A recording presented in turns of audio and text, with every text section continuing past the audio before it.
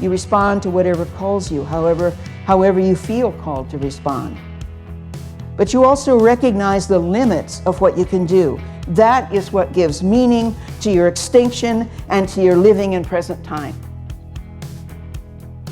I wrote an article a few years ago, you can Google it if you want, but I was really adamant about this, and it was called When Surrender Means Not Giving Up.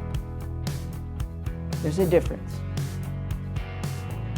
And that's what Jenkinson means by how we fail matters. One of the fundamental principles of any rite of passage is to move with it instead of against it. In other words, when you're in a meltdown, your job is to melt down. Or as the Buddhists say, when you're falling, dive. And for a society, the same is true. A global crisis is an opportunity for a society or a species to explore the paradigm out of which it operates. And it happens that the paradigm of industrial civilization is phenomenally ego-based, ego-driven, ego-promoting. And again, I'll say this as often as I need to, the ego is a necessary partner in getting things done, but it must be a partner, not the emperor.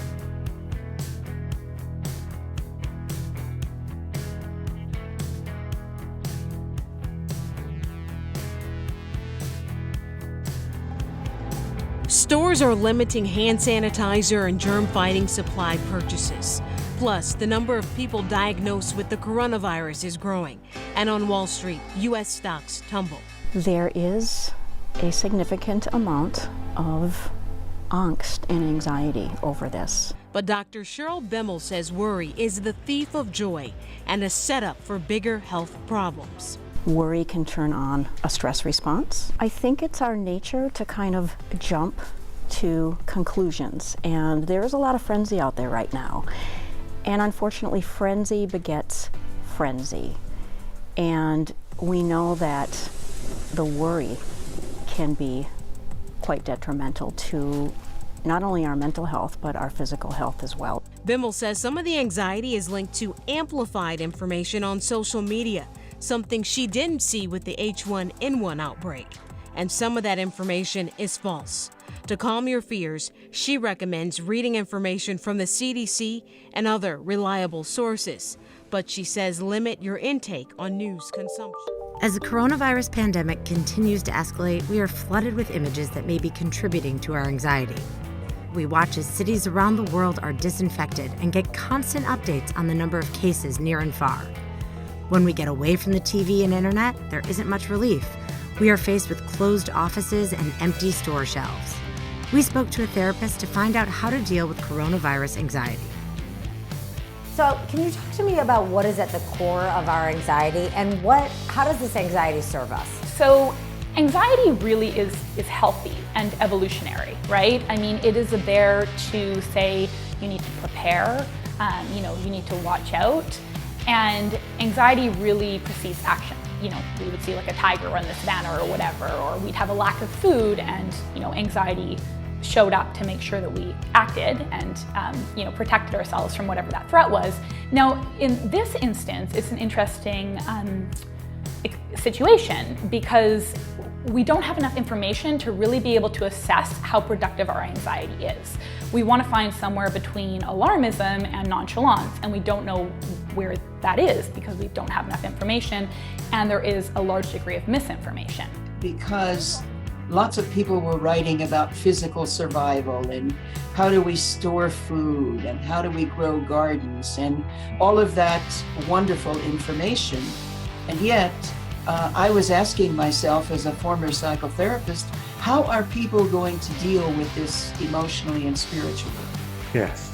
That's when I began to write. I wrote Sacred Demise, Walking the Spiritual Path of Industrial Civilization's Collapse in 2008. And it's very poetic and still is today, a kind of mytho-poetic look at the whole subject. And I thought, well, it's too depressing. People aren't going to be interested. And it was more successful than I thought it would be. And then I went on to write Navigating the Coming Chaos, a handbook for inner transition. And from there, I just kept exploring in terms of the emotional and spiritual impact of collapse, and how do we navigate it emotionally and spiritually, because it's going to have a huge impact on us in those areas of our lives as well as physically. Do you think it was part of your own navigating of that, to sort of processing your own emotions, the writing process? Yes, absolutely. I was a Jungian therapist and had been in Jungian therapy myself, and so I was really looking at that world, at the world and the situation from that perspective, and the wholeness of it, and how it affects every part of us. And I began to really wrestle with, how is this going to affect me, and what impact is it going to have on me emotionally and spiritually? Of course, I think most of us approach things from that perspective, and out of our hearts and our own experience, we're able to speak those things. I see. I mean, since I've started talking about a near-term societal collapse, some people think it's a bit of an unhelpful term, as it's quite totalizing, and for some people they think it leaves no sense of agency or could even induce panic. I was wondering, given the fact you've been talking about this for over 10 years, how would you respond when you hear people say that it's an unhelpful framing? Well, we can say that about a lot of things, but that doesn't change the fact that it's happening. And I think perhaps that response is, contains a bit of denial, that we really need to at least look at the what if, and go deeper with that, and ask ourselves if there's some meaning that we can find in the experience. And that's bottom line. What I'm writing about is, how do we find meaning and purpose in this? Yes.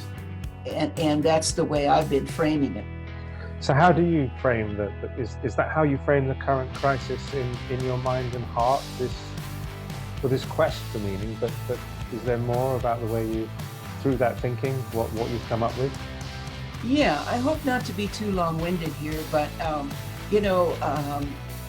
when we are facing climate catastrophe and we're facing the collapse of systems, we're looking at something that is much larger than a scientific reality. We're dealing with an existential issue. And, there are 5 things in life, I call them the big 5, that we can't deal with just intellectually. And those are love, death, eternity, the sacred, and suffering. Those are existential issues, all of which are wrapped in what we're dealing with right now.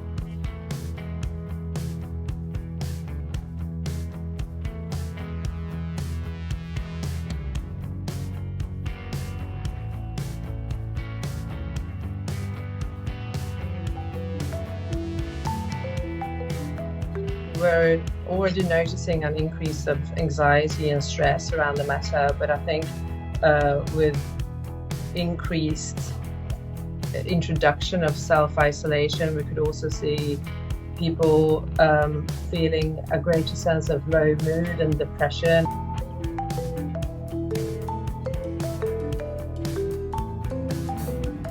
For people with pre-existent health conditions, there can be a spike in anxiety and stress and fear around what the implications of an infection could bring into their life. Very naturally, one may grow very concerned about falling ill and what implications that could have on themselves, on their loved ones.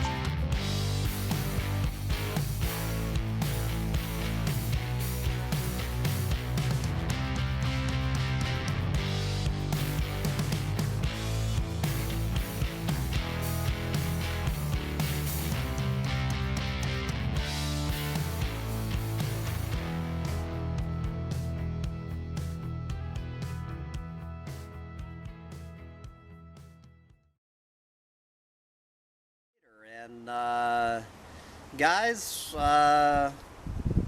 here I am 1 year later hanging out with my friends playing acoustic traditional music. I am fiddling while Rome burns. Well, I'm playing harmonica while Rome burns. Guys, and when you cut to the chase, that's really, you might as well, you know? You might as well fiddle while Rome burns.